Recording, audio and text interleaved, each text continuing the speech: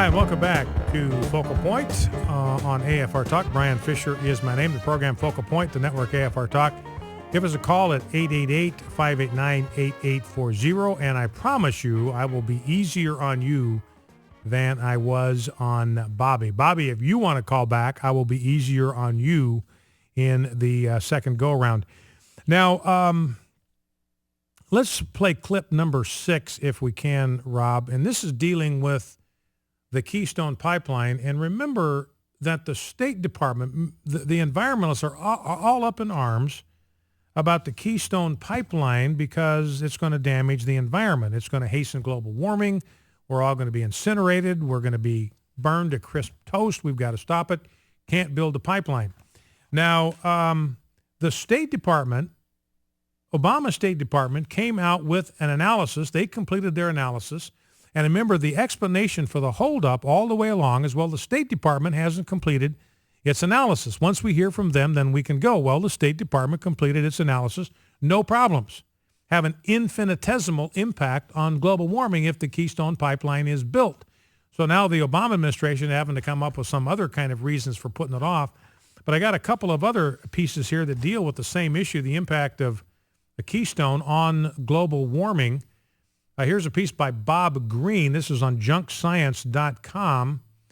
It's unlikely that it can be measured, but the additional CO2 equivalent, that is, of the Keystone Pipeline, is estimated to be 1.15 billion tons over the 50-year life of the pipeline. So you talk about the CO2 emissions that are going to be connected to this Keystone Pipeline over the next 50 years, 1.5 billion tons. Now, the estimate of temperature increase, now that sounds like a lot, but what do scientists think the impact of that much tonnage of CO2 is on climate? The temperature increase is 0.0000000000015 degrees centigrade per ton. So the estimate is that in 50 years, the total impact on the temperature of the globe will be 0.0016 degrees centigrade. Probably not even a measurable amount. Here's a warmist, a guy that believes in global warming. His name is Andrew Weaver. And he says that the full development of the tar sands up there, that's the stuff where they're going to get the oil, they're going to pipe down to the refineries.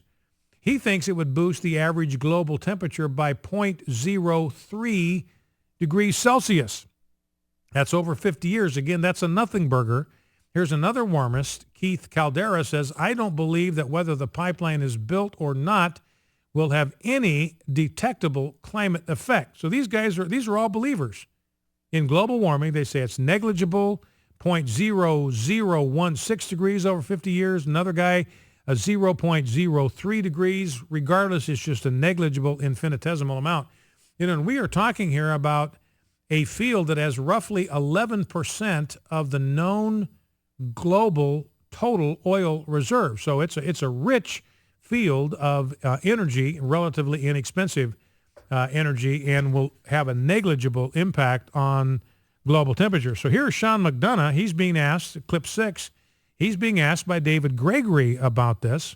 Got the State Department report in. It's a nothing burger in terms of impact on the environment. So when is this puppy going to be built?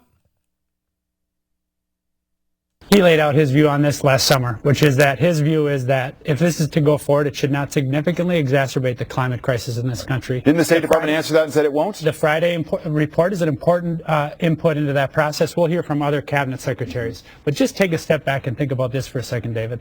This year, for the last 3 months of last year, October, November, December, we produced more oil than we imported. Well, I get that. Hold on, but you didn't answer my question. But listen, another thing. This morning in the New York Times, terrible drought in the West, including in California, as a result of climate change. So we're going to obviously resolve the Keystone question, but that's one in a much bigger issue. Fair enough, but I'm focused on it, so just indulge me. What would stop him from saying yes at this point, given his own State Department saying there's not a big impact on the climate from doing this? He's been very clear that he's going to insulate this process from politics. Washington loves the politics. I didn't ask about politics. Yes, you got a State Department study. And we have one department with a study. Now we have other expert agencies, the EPA, and many others who have an opportunity, the Energy Department, an opportunity to look at this and make their determinations. The President wants to protect their ability to do that, make this decision based on the best analysis and most sound science. Okay, so there's David Gregory trying to get a straight answer out of Sean McDonough on the Keystone Pipeline. Can't do it. And I'm telling you, David Gregory, you better be careful or my production team is going to think that you're being rude to Sean McDonough and get on your case for being too aggressive. But, Sean McDonough won't give him a straight answer. You know what we were always told by the Obama administration, and remember the Keystone Pipeline, that's 20,000 permanent jobs, maybe more. You got to build a pipeline, then it's got to be serviced. It's going to be more fuel for the refineries to process. So it's a job creator. It will reduce the cost of oil. It will reduce our dependence upon foreign oil. Everything is good about it. And President Obama stalled it by saying we got to wait for the State Department. Now the State Department report is in. Sean McDonough said, well, that's just one department. That's just one department. We got other cabinet secretaries that have got to weigh in on this. We haven't heard from the Secretary of Agriculture yet. We haven't heard from the Secretary we haven't heard from the Secretary of Education yet. We got to hear from other education secretaries. So it's just clear he just doesn't want to do it because he has a bias against fossil fuels and just does not, just doesn't want to do it for ideological reasons. And McDonough out there saying, well, he's trying to keep politics out of it. No, the whole thing is being directed. By politics. And speaking of global warming, Antarctic sea ice is now 26% above normal for the date as of January 30th. And there have been 13 daily records that have been set this year, 2014, for the extent of the Antarctic sea ice. This is measured by satellite. It is 950,000 square kilometers above normal, the exact opposite of what you would expect if the globe was warming. And then one other, we've made the observation all along that these are all driven by natural climatic and tropospheric and atmospheric processes, driven primarily by the sun. That's been our point all the way along, that solar activity is the largest driver of global temperatures. And here is a paper that's published in the Journal of Geophysical Research Atmospheres that says that water vapor, which is the primary greenhouse gas, 95% of the greenhouse gases is water vapor. That is by far, in terms of the volume of greenhouse gases, water vapor is in a class all by itself. 95, 98% of the greenhouse gases are water vapor. And here's a study in the Journal of Geophysical Research that says that water vapor can act as a negative feedback cooling effect to significantly counteract anthropogenic global warming.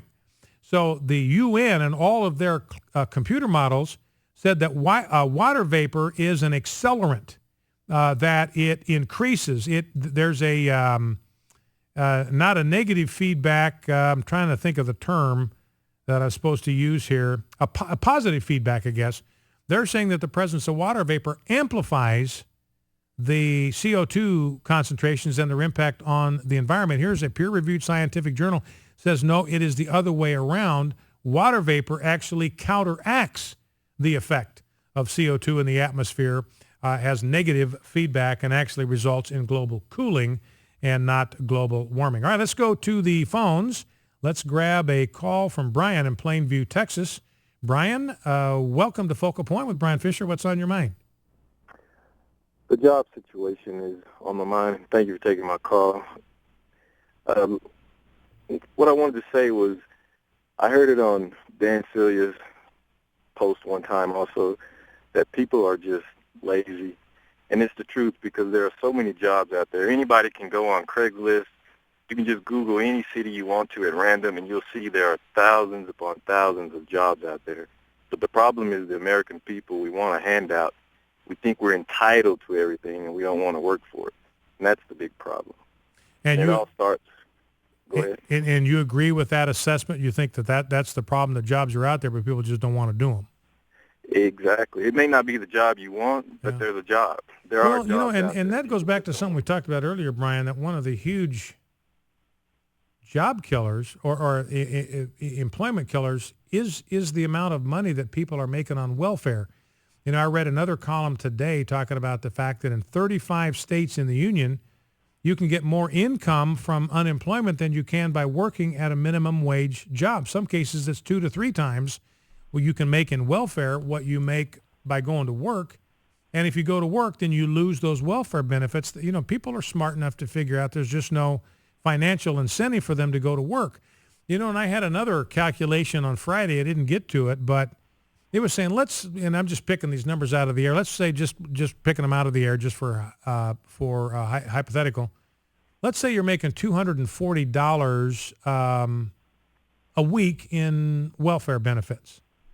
You get an opportunity to get a job, and you go to that job, and you can make $360 a week by working at that job for 40 hours.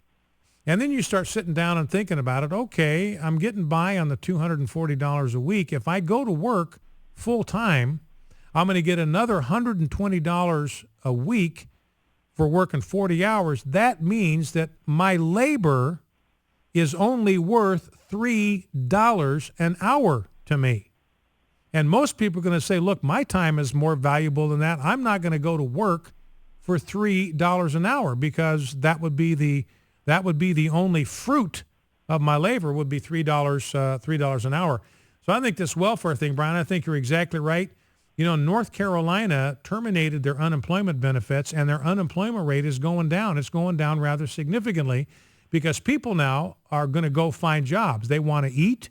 They want to be able to keep their homes heated. And so they will take jobs that otherwise they might not if they're collecting unemployment benefits, if they're collecting welfare benefits. There are jobs that they might not take just because they can get more on welfare. So I think, you know, what's tied into all of this is we're going to have to do major revamp of our welfare system in order to give people the incentive to go to work. You get more of whatever you subsidize. If you subsidize unemployment, you are going to get more unemployment. If you pay people not to work, you're going to get more people that are not going to work and will not work. All right, listen, I appreciate the call, Brian. I know I got an interesting piece here. We'll talk about it right on the other side of the break about this gender gap, this myth that women are paid less than men. Got a piece by a feminist economist, a female scholar, saying it's simply not true. President Obama is not shooting straight with the American people and knows better. Back in 2.